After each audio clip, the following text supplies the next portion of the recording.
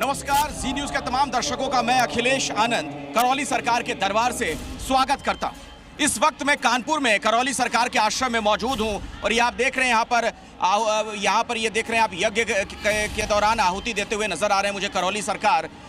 दरअसल क्या है कि इसके पहले भी मैंने कई साक्षात्कार किए करौली सरकार के, लेकिन इसके बावजूद मेरे मन में कई सवाल रह गए हैं, कई ऐसे प्रश्न जिनका जवाब मुझे नहीं मिल पाया है। और उसमें सबसे प्रमुखता के साथ एक सवाल यह है कि क्या वाकई में कोई चमत्कार होता है?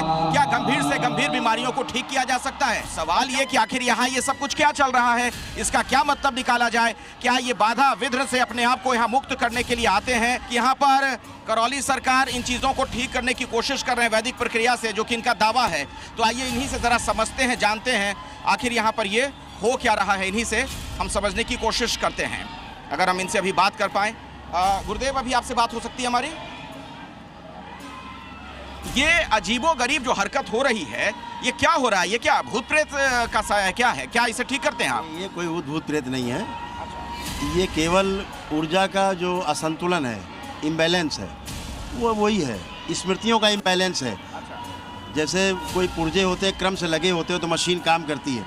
अगर पुर्जे आगे पीछे कर दिए जाएँ या कम ज़्यादा हो जाए तो मशीन काम करना बंद कर देगी या उटपटांग काम करेगी, वही है। तो हाँ, तो ये मनुष्य जो है उसमें जो स्मृतियों का हेर फेर है आगे पीछे, मैं भी ये कह रहा हूँ कि अंधविश्वास है। मैं भी यही कहता हूँ कि इस अंधविश्वास से बचना है। ये कोई भूत प्रेत नहीं है, ये केवल ऊर्जा का इम्बैलेंस है। इन्हें आप ठीक कैसे करेंगे? मैं बुलाऊं किसी को? मैं बुलाऊं? आप कहिए तो। ये हो जाए उसके बाद आप बुलाइएगा, क्योंकि अभी तो सब आवेश ऊपर आएगा, स्मृतियाँ नकारात्मक ऊपर आएंगी और फिर वो सब नष्ट होंगी यज्ञ के दौरान, और फिर आपको एकदम शांत मिलेंगी। जब मैं यहाँ पर पहुँचा आपके दरबार में, जब आप वहाँ पर वैदिक प्रक्रिया कर रहे थे, मैंने यहाँ पर देखा सैकड़ों की संख्या में जो लोग थे आपके साथ लगातार वो भजन कीर्तन कर रहे थे, इसमें हिस्सा ले रहे थे। लेकिन कई लोग ऐसा लगा कि कुछ व्याधि से ग्रसित हैं, किसी बीमारी से ग्रसित है, किसी मनोविकार से ग्रसित हैं, जिसे लोग कहते हैं कि भूत प्रेत का साया होता है। और ऐसे बहुत सारे लोग मुझे यहाँ पर नजर आए। तो क्या आपके दरबार में वाकई इसका कोई इलाज होता है? मैं कुछ लोगों से बात करूंगा और मैं चाहूंगा कि इसका लाइव टेस्ट यहाँ पर हो जाए। आप क्या वाकई उनको इस कष्ट से मुक्ति देते हैं? एक सज्जन मुझे यहाँ बहुत देर से दिख रहे थे। आपके साथ ये कौन है? आप खड़े हो सकें अगर आप खड़े हो पाने की स्थिति में हो। आपकी बेटियां हैं? ये मेरी बेटी है। अच्छा। और मैं डिस्ट्रिक्ट मैनपुरी करेल से प्रमोद कुमार। अच्छा, क्या हो गया है इनको? यह जन्म से विकलांग थी।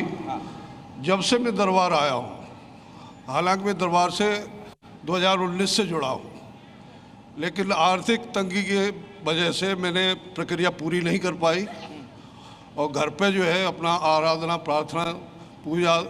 नहीं, आपने डॉक्टरों को क्यों नहीं दिखाया? क्या चिकित्सकों के पास गए थे? डॉक्टरों को एम्स में दिखाया। एम्स में कहाँ पे? दिल्ली। एम्स दिल्ली में दिखा लिया आपने? दिखाइए जरा इनको। इसका ये कोई इलाज नहीं था। ये उठ बैठ नहीं सकती थी, अपने से कुछ कर नहीं सकती थी, और आज दरबार की हमारे ऊपर कृपा है जो अपने से ये स्नान धोना और अपना। आपने एक मिनट, लेकिन मैं तो देख पा रहा हूं कि अभी भी थोड़ी ये परेशान है, त्रस्त है। क्या इनका कुछ इलाज परमानेंट संभव है क्या? आप जो वैदिक रीति रिवाज से करते हैं गुरुदेव, उसका इलाज चल ही रहा है। इनको जरा दिखाते रहिए आप। हाँ, उसका इलाज चल ही रहा है, क्योंकि इसका कोई इलाज संसार में नहीं है। इसका इलाज संसार में है ही नहीं, इसीलिए तो एम्स ने हाथ उठा दिए।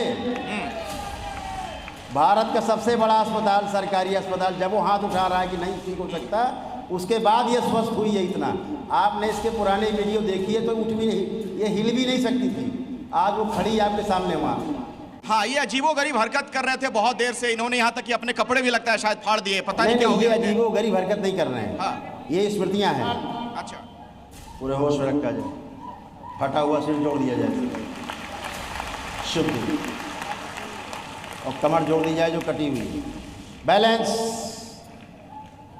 शुद्धि, शिव, बैलेंस। 3 बार बोलो ओम नमो नारायण। ओम नमो नारायण। 3 बार ओम नमः शिवाय। ओम नमः शिवाय। ओम नमः शिवाय। ओम नमः शिवाय। बैलेंस। आँख खोलो। अब ये होश में है।